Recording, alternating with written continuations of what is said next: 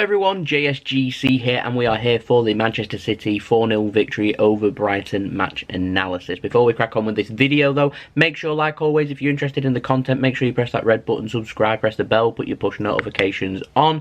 We're aiming for 5,000 subscribers, we're less than 150 subscribers away.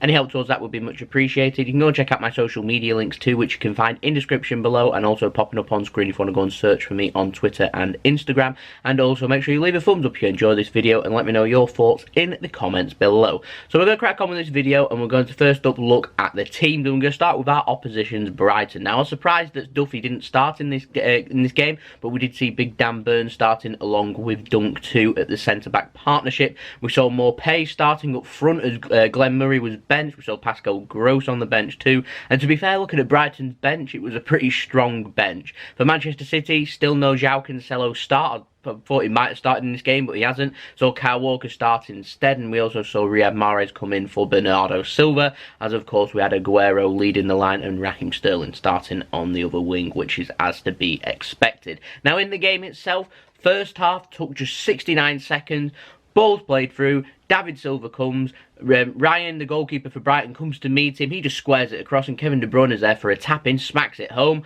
1-0 Manchester City, as simple as that, and a very disappointing start for Brighton, I'm sure.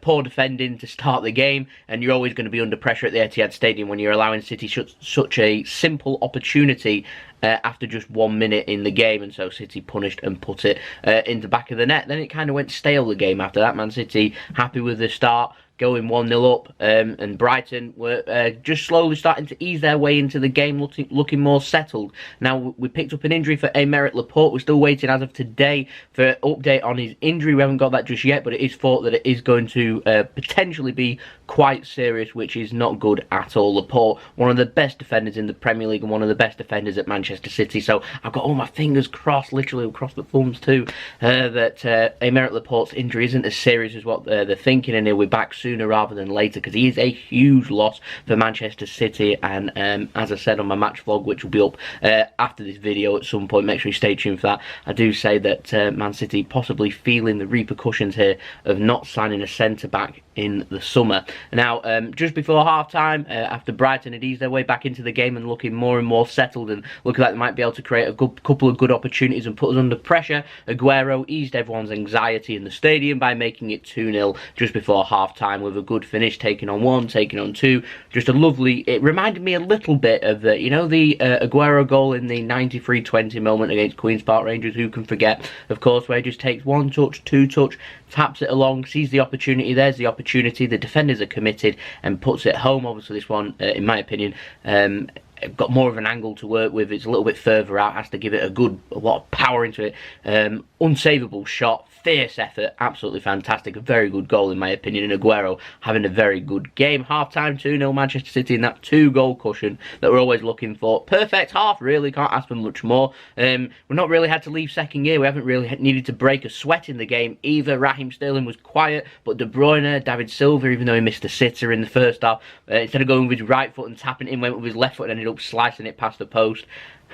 Yeah, maybe I'd have more to say on that if we weren't 2-0 up, and Riyad Mahrez was also looking very lively, but Sergio Aguero excellent, and to be fair, potentially could have been 3-0 really, but Brighton, like I said, they were looking more settled in the game. They're looking dangerous on the counter-attack with Man City's high line. They were getting balls over, and they were getting men on the ball, and they was asking questions of the defence.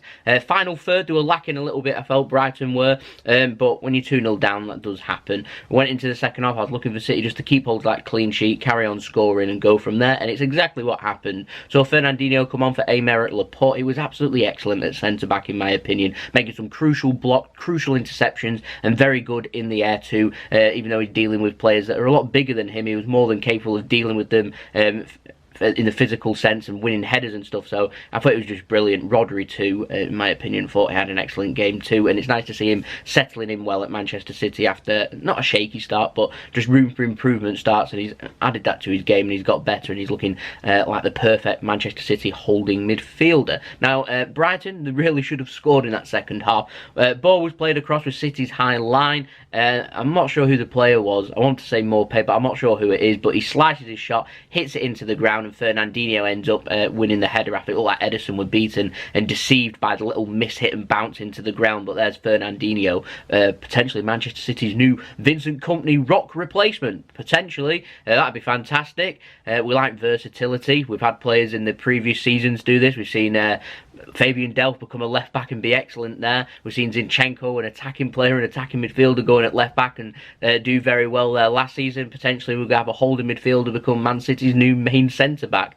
Anything's possible with this team and Pep Guardiola, it really is. But real good block there from Fernandinho. Then Manchester City ended up making it 3. Aguero with a lovely shot. I initially thought it took a little deflection. I'm not too sure if it did or not. But around 18, 19, 20 yards out, literally just outside the area, Sergio Aguero working on the angle, just gets a fierce shot into the top corner. Absolutely perfect. And a great stat since the 70th minute, I think it was, against the Leicester game in the penultimate game of the season last season. Sergio Aguero has had 6 shots, and all 6 of his shots have gone into the back of the net.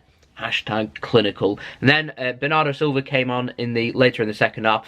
He had 2 touches before scoring. His first touch was to put the ball into his path.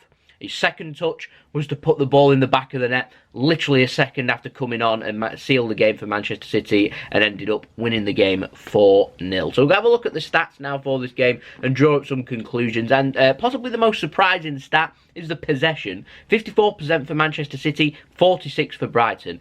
I like to think I'm unbiased, and I want to say well done to Brighton. There are not many teams outside of the top 6.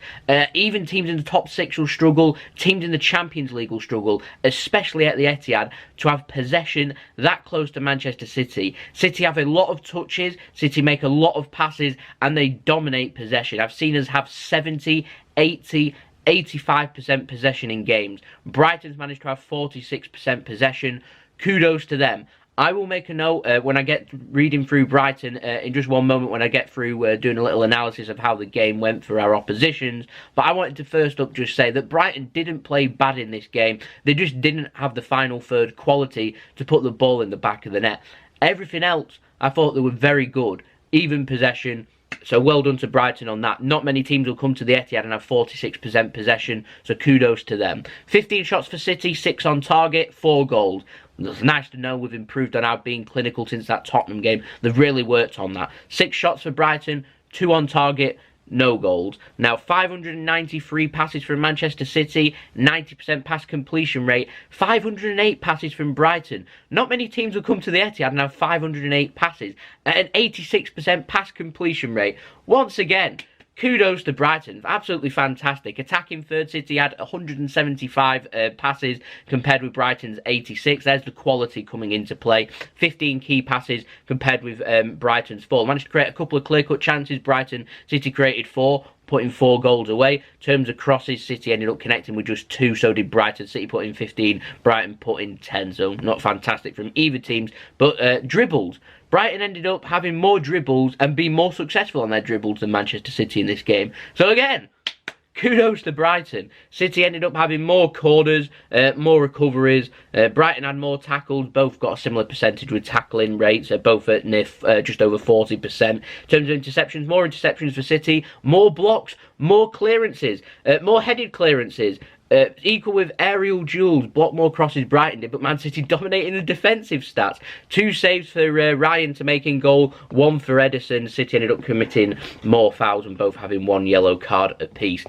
Kudos to Brighton, because not many teams are going to have better stats at the Etihad Stadium compared with that. So well done to Graham Potter and his boys there. 4-0 is a flattering result here for Manchester City. I said before the game that this would be a difficult game for Manchester City, and although 4-0 doesn't suggest that it was a difficult game, Brighton did a lot of things right in this game. It's just Manchester City, we spend an abundance of money, we bring in quality, we make players better, we have a style of play here that works, and ultimately at the end of the day the quality shows up front by putting the ball in the back of the net. But after all, you're going up against players like Riyad, Mahrez, Raheem Sterling, Kevin De Bruyne, David Silva, Sergio Aguero, it's always going to be the case. Now, in conclusion, Brighton weren't bad. They didn't look as solid at the back as what I was expecting them. I was expecting them to be defensive, having 3 at the back, 3 central defenders, 3 tall players, so they could deal with the set pieces and come in and play that. But they came in, played football, balls over the top, connecting with them. That's the most important bit here. Quick players connecting and building up play nicely at the back.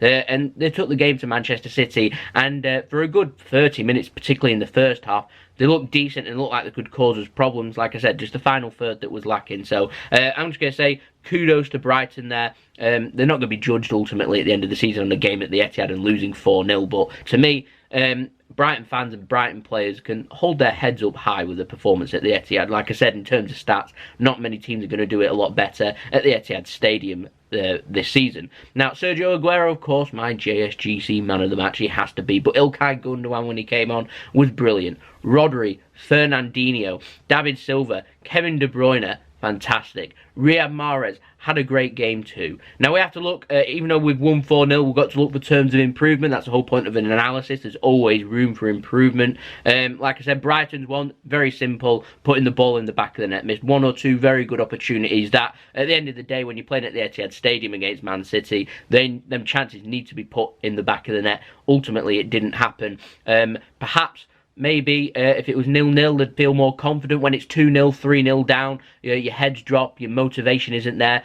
If it's 1-0 or 0-0, your tails are up and you're all of a sudden thinking, I'm going to bury this chance as soon as it comes. So that's the area improvement for them. For Manchester City, of course, the Aymeric Laporte situation and Fernandinho coming in, one thing we might have to look at. If it is an extremely serious injury, we might have to look at bringing in a centre-back potentially in January, with John Stones not fully being back. But with Manchester City, in terms of little bits of rooms for improvement for us, basically, how can you improve on 4-0? It's very difficult, but just trying to connect the play up a little bit better. In terms of recovery and blocking, we was excellent yesterday, but it was, to me anyway, a little bit simple on balls over the top, and it was Brighton's outlet here, and they were being able to connect with it. Now, ultimately, we wanted to be attacking, and so our fullbacks wanted to push up, and that's where the space was coming for, and against teams that are going to press us a little bit more. So I'm talking like Tottenham, like Liverpool and that, when we're playing them, particularly away from home, they're just going to have to cover a little bit more ground and just be a little bit more reserved and knowing when to come forward and when not to. But all in all, a clean sheet and 4-0, there isn't a lot for me to nitpick at, really. My biggest concern there is physicality against teams, with centre-backs looking down to the bare bones, Fernandinho and Otamendi, with John Stones injured, and also Laporte and Vincent Kompany's left. So, yeah. I think everyone can understand where I'm coming from with that. But all in all, good win for Manchester City. 3 points, still trailing Liverpool by 2 points. They beat Burnley away 3-0 yesterday. Good result for Liverpool, really. I've come to the conclusion this Premier League title is going to be decided in 2 games this season. First game's going to be at Anfield with Manchester City playing Liverpool, and the next game will be at the Etihad with Liverpool facing Manchester City in Manchester. They're the 2 games that are going to decide the Premier League title. City picked up 4 points last season in them fixtures, 1 for Liverpool. It was crucial. I think it's going to be exactly the same again this season. So there we go, that has been the video. Make sure you all enjoy the break from football. We've got the international break.